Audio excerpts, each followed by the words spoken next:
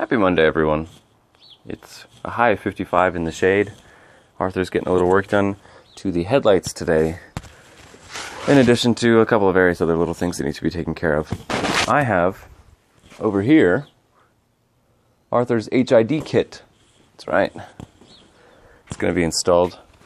I'm going to show you guys how it's all wired up, and extra relay will be added in for those headlights so that we're not running all of that power through a pretty old set of wires to the ignition switch and back. So these buckets are pretty ugly. A couple of things you're going to want to do while you're in here, at least what I did. I added anti-seize to the 4 screws that hold this in place, including the 3 that hold the actual light in place. And then I greased up the 2 spots where you can adjust the height and how much your headlights are cross-eyed or not. And hopefully that'll keep some of the rust out, but eventually I'm probably going to want to do something else with these. These lights that I have, they're, I don't know, maybe 6 months old. I think they're starting to yellow. I'm not really sure how glass yellows.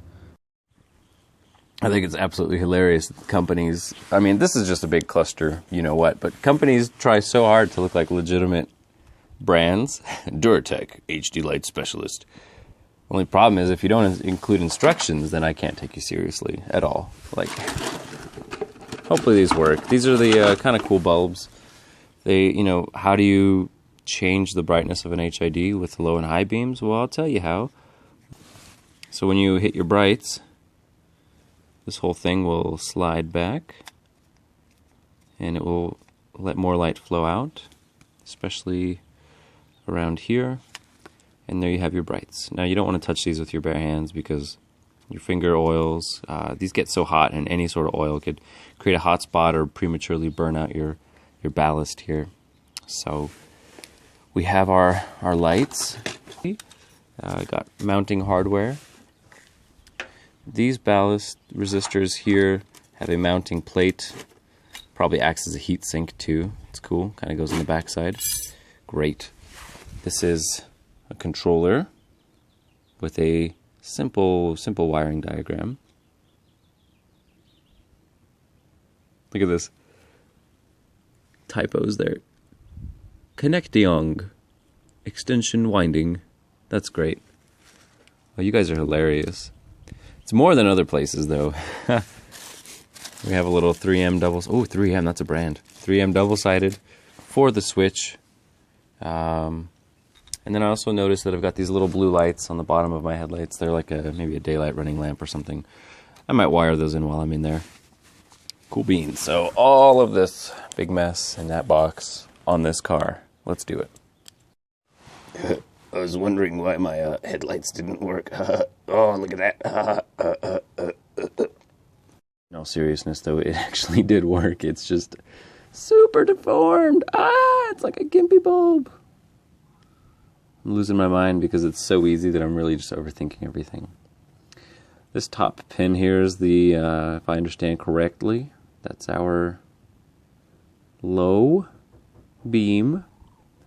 And then you have a left and a right. So if you're looking at it from the back, the right side is the high beam and the left side is the ground. So that's telling me the white is our low beam. Jumping over here.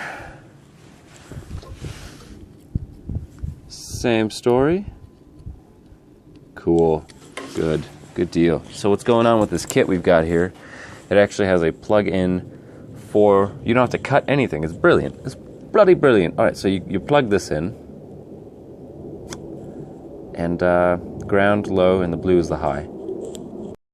So this little blue bulb here, a 3 watt, goes in the bottom there, and I'm going to swap it out with an LED because it's probably going to burn out in like 2 days or something. Here's the little socket for it. Make sure to tighten those terminals so it's a tight fit on here. Remember, if you plug this in and it's not working, just do what the doctor does, reverse the polarity. That's how he gets out of situations, and you can too. That's going to be really bright too compared to this little 3 watt. And then we're going to plug that in. I'm going to wire this to the running lights on the bottom there. Arthur kind of looks like a blind patient right now without any eyes. It's slightly disturbing, but anyways. lunch break is over. Let's get to it. I'm really nervous. Okay, let me show you my setup here. I had to do a lot more work than I thought I would. But it's there. It's in. All right, let's take a look. Here's our headlight. Nice little LED. Okay, LED's wired up to these guys. I did not clean up this side yet, but you can see how I had to make a brand new hole in my car. It's right there. What? Looks clean, kind of like these, because you know I have to do it right or I won't do it. I need to put these wires in a loom, so it will look a lot more like this side. Yeah. I mean, that's about as good as it gets for right now. Okay. Also, there's my ballast on either side. You see they give me a really short connector, so basically the ballast has this fat block attached to it, and then that goes here and it plugs into the lights about there. And then the light harness is only about that long as well. So I had to do it in there. This gap bothers me, but that's another complaint for another time. Okay, so it might not look as fashionable as you think it could, but once I put those plates back on, then it will look slightly more fashionable or whatever. This has a little mounting plate. I put a little foam on the back because that heat sink needs some air circulation to keep it from getting too hot. Of course, they are cheap. You want to take every precaution. Okay, I'm going to turn the car on. Oh, I hope it either doesn't... Okay, it's either going to catch on fire or the lights will work.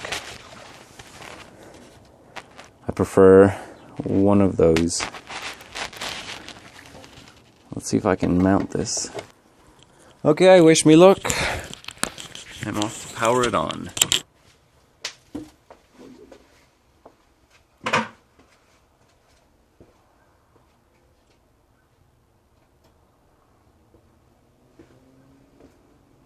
Yeah?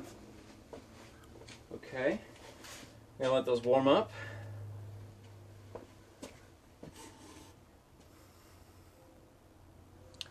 They do look slightly green in the video. I will say they're very white. I think they're 6,000 kelvins, which should be just a bright white.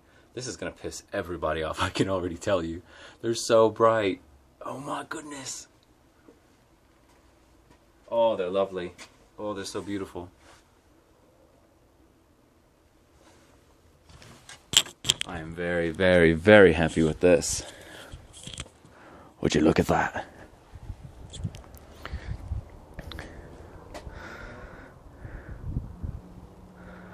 There's our little LED friend. Oh, that wasn't too loud. I had the microphone really close. Ooh, we gotta check the high beams, see how that works. Now it's that magnet bit, so I'm gonna put this phone back.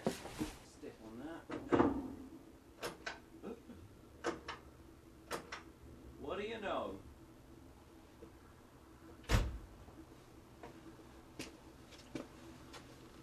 Very nice. I'm acting like an old man. Alright, so these are the high beams on. Ooh, a little brighter. I must say my phone does such an excellent job at bright lights and aperture control. It's beautiful. Alright, I'm going to get Tabby to step on that pedal so you can see the action of the retraction. Ooh, that's good. Now it's time to change my thermostat to my new CalorStat by a French company. It's not CBA, it's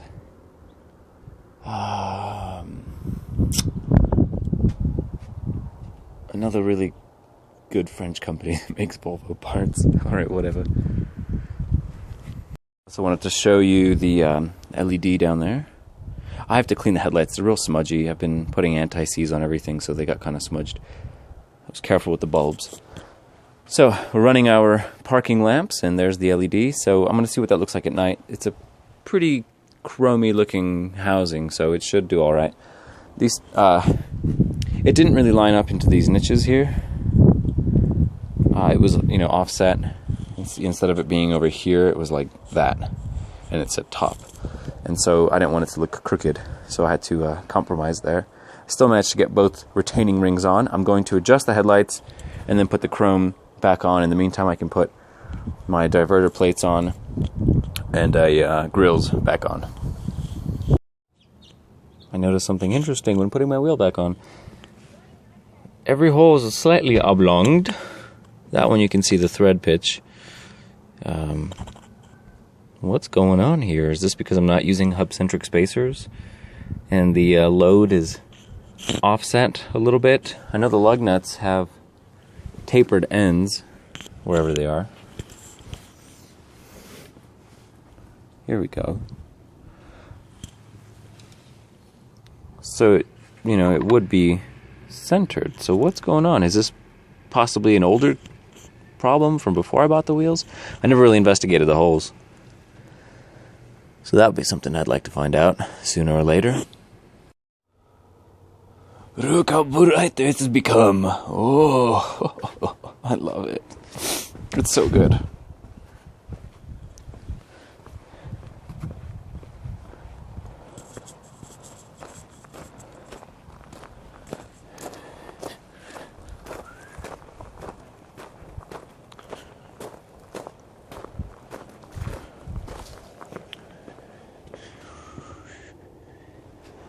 I don't know if there's any adjustment that I should make at the moment.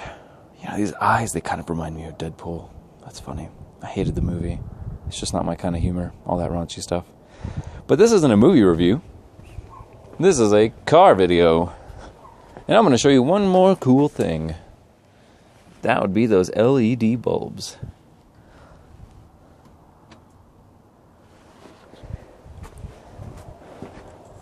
Daytime running lamps. They're so bright. At least they show up really bright on the video.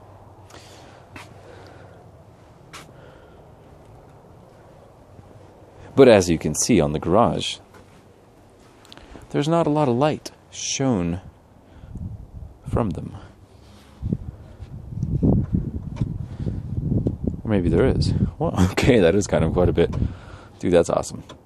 Alright guys, thanks for watching. I'm stoked.